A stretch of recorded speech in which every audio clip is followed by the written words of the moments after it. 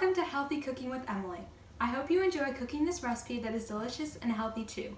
It's easy and fun and great for beginners and kids who are looking for a quick and simple dish to make. On my channel, you will find other videos of recipes varying from Crustless Quiche Lorraine to chocolate chip clouds. Always remember, when eating healthy, you can't go wrong in keeping your body nice and strong. First, preheat the oven to 350 degrees Fahrenheit. Next, grease a pie dish with cooking spray or oil. I decided to use olive oil, and I used a paper towel to spread it all over the inside of the dish. This makes sure the quiche doesn't stick when it comes out of the oven. The next step is to make and cut the bacon. I included a really easy way to make bacon in the recipe, but if you're like me and you're running short of time, you can also use pre-cooked bacon that you get from the store. If it's easier, you can also use Canadian bacon instead. Right now, I'm cutting up the bacon into small pieces. When I'm done with that, I'm going to pour the pieces of bacon on the bottom of the pie dish to create the first layer of the quiche. Then I'm just going to spread them around to make sure that the first layer is even. The next step is to cut up the cheese. 3 types of cheese that work well in a quiche are Gruyere, Swiss, and Jarlsberg. I decided to use Swiss cheese because we had a lot of it in the house.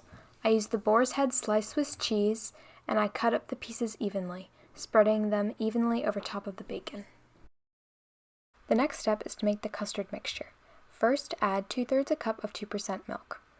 Right now, you can see me begin to make my custard in a small bowl, but when it came time to whisk the ingredients together, there wasn't enough room. So make sure to make your custard mixture in a larger bowl. Next, add 1/4 a cup of half and half cream. Since both my dad and my sister are lactose intolerant, I couldn't use half and half cream, so I substituted it with lactose-free whole milk. If you don't want to use half and half cream, you can substitute the half and half cream in your custard with whole milk. The next step in making the custard mixture is to add 6 large eggs. Right now, I'm pouring the custard mixture into a larger bowl so that it's easier to whisk. Add 1/2 teaspoon of salt.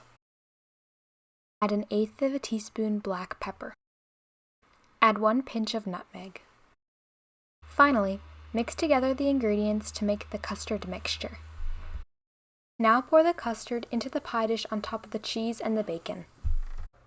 The next step is to cut up the chives. If you don't have any chives, you can also use green onions. The first time I made this recipe, I cut up the chives using a knife by hand, but that took a really long time. So this time I decided to use scissors to cut the chives. Then I sprinkled them on top. As I was sprinkling them on top, I realized that there was a lot more chives than I really needed, so I decided to use about 3/4 of the chives that I had cut. Now, put the quiche in the oven and set the timer for 35 minutes. When the timer is done, take the quiche out of the oven and place it on the counter. If you don't have a counter that's resistant to heat, don't forget to place a cooling rack under the quiche. Now, all that's left to do is to cut and enjoy. One of the ways that this quiche recipe is healthier than others is the fact that it has no crust.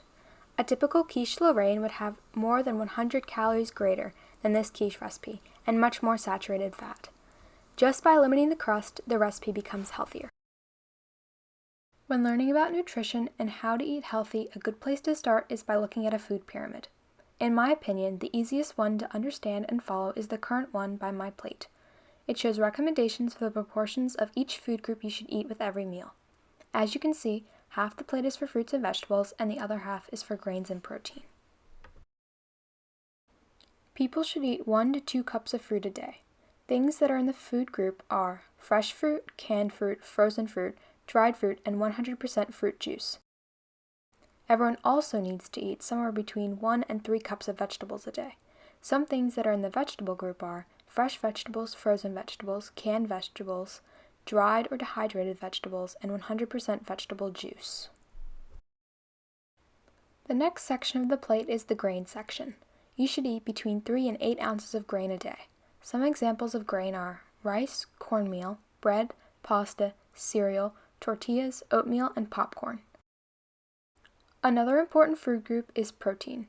Foods that fall into the protein category are meat, poultry, seafood, beans, eggs, nuts, and seeds. In general, people should eat between 2 and 6.5 ounces a day. The last section on the My Plate diagram is dairy. You should eat less dairy than the other food groups. This is why the dairy section is represented in a glass next to the plate. You should eat somewhere between 2 and 3 cups of dairy a day. Some things that belong in the dairy food group are milk, yogurt, cheese, and calcium-fortified soy milk. Thanks for watching! I hope you had fun and enjoyed our time together. If you're interested, check out the other videos on my channel and take a look at my website. It's linked in the description. Don't forget, when eating healthy, you can't go wrong in keeping your body nice and strong.